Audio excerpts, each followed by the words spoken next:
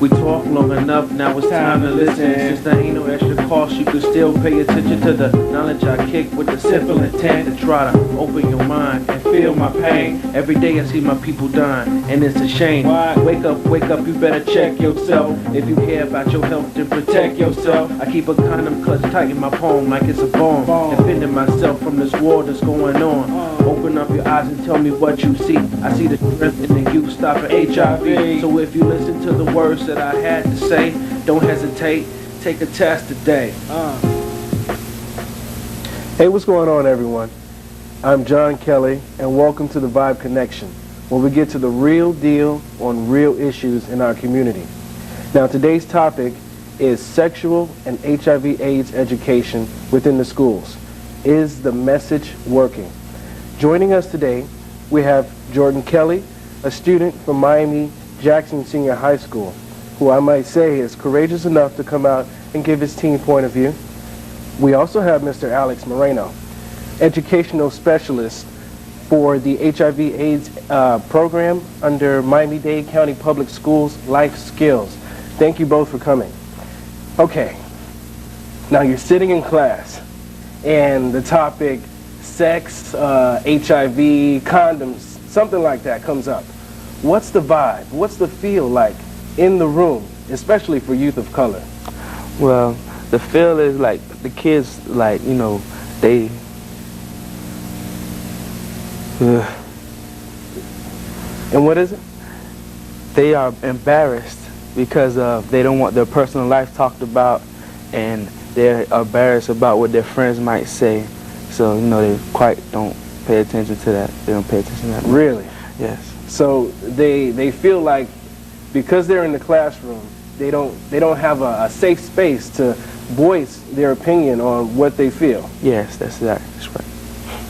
That's crazy. Why do you feel that? Why do you think it's like that way? Well, I quite, you know, it's just like their personal life. They don't want it talked about. You know, they're afraid of what their friends might think about them, or if they're having sex, and you know, they're just trying to get information correct.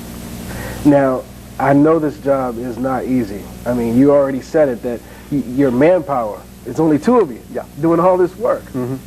What barriers have you faced, if you faced any, you know, in the HIV/AIDS education in the schools? I would say on the positive note, we are supported by our principals, we are supported by our students, and to some extent some of our administrators who are actively involved in this. Of course, these days with what's going on in the schools as far as testing and keeping up to certain standards, HIV and AIDS is being pushed to the back. Our biggest barrier is probably with the teachers, and I don't mean that in a negative sense. It's just that the teachers are so overwhelmed with things that they have to achieve in the classroom that they've got to prioritize things, and I believe that because of this, HIV and AIDS has been put on the back burner, but now we're in this stage of complacency where we are now #1 in the nation as far as HIV infection rates, 70 per 100,000. And when you break it down statistically, it's affecting youth of color. 1 out of every 38 Hispanics in Miami-Dade County is infected with HIV. Break it down even further, 1 out of 33 African-American / Haitian / Black, Jamaican, etc. is infected with HIV.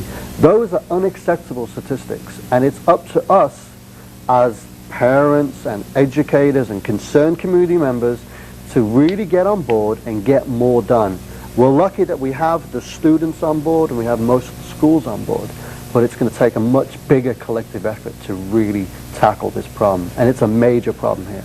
I see that. I mean, when I was a teen, things were a lot different. I mean, I'm thinking now, it wasn't as difficult to survive in the schools when I was a teen. Now, growing up as a teen today, Jordan, what age do you feel is appropriate to start learning about sexual education in school? I would say around 11 or 12, somewhere up in there, middle school age. Well, that's pretty young. Is there any reason for, you know, wanting to learn about it that early? Well, because the simple fact that the word gets out on the streets, and when they hear it, they get the wrong idea of what to learn. So if it's taught at a young age from the right people, they will understand it much better and know what's going on. Oh, okay. Well, what age did you start learning about? I learned about it around 12, 13. 12, 13, but in the schools? Well, yes, some in the schools and some in the streets, and I compare them both and see what the problem is. If they learn out in the streets, then they won't get the right idea about what the whole when thing I was is. in 5th grade, we had a class called Human Growth and Development. You remember that? Did you have that also? Yes. Okay, and all they did was talk about this is the sexual organ, this is what it does, and this is reproductive, and this. But we didn't hear anything about condoms. But I was at that age, in the 5th grade, I was hearing that from my peers. Of course. Okay, and that's what I don't understand. Are you hearing anything like, you know, from your peers? Wrong information, things that you already know. Yes, exactly. Like what? So I hear some people say that you can catch HIV from kissing and all that, and I, you know, myself already know that's wrong. So I tell them, you know, that's wrong, and you catch HIV not from having, you know, kissing and all that. It's from sex and many other different types of ways you can do that. And there are other things like, you know, genital herpes and all that. They get so so misled in what that can do and how you catch that virus. And I know about it myself, so I tell them the right things, you know. Since we've been talking about schools, I've been kind of getting flashbacks of when I was in school, and the attention span of the kids were very short. Yeah. I mean, any disruption, a cough, somebody's at the door, you have the whole class in disarray. I mean, what with important information like, you know, HIV and AIDS education, Jordan, what do you think the teacher would have to do to keep your attention in class? Well, you see, I'll say it like this. Instead of reading from a book all of the information, what they can do is show pictures and graphs of what this STD can do to you and how it'll look and the effect it has, you know, like that. Instead of just sitting down and reading from a book all the information. And same with our peer educators. When they give a presentation, you should come see them. It's fun. That's what we do. We do an icebreaker that makes everybody laugh, but it's a serious point to it. And we engage the audience. We do different games that have the kids thinking. They're arguing with each other, they're thinking, but they're learning at the same time, and they don't realize it. So a lot of our trainings for our peer educators and our teachers is how to actively engage the students instead of just being lectured to. Big difference. If I say to you, HIV stands for human immunodeficiency virus, big deal. If I ask you what it means and you start thinking, I know it's human something virus, then I go, what's this thing in your body that helps protect you from diseases? Oh, it's immune. Now you're learning, now you're engaging with me, and that's the big difference, is not talking to the kids, but engaging them and trying to get the answers out of them and then guiding them and giving them the answers. There's a big difference in how you approach it. If you can make a change in the schools today, at this moment, what would you tell the teachers? What would you try to change in the schools with sexual and HIV education?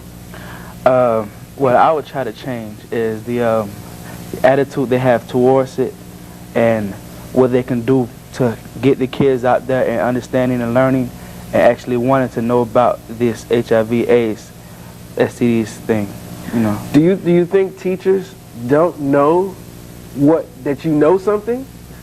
Well, you know, yes, I believe so, you know. Yes, it's possible. You think they look at you like, oh, he's a little kid, he's not ready for this, they're gonna just laugh at it?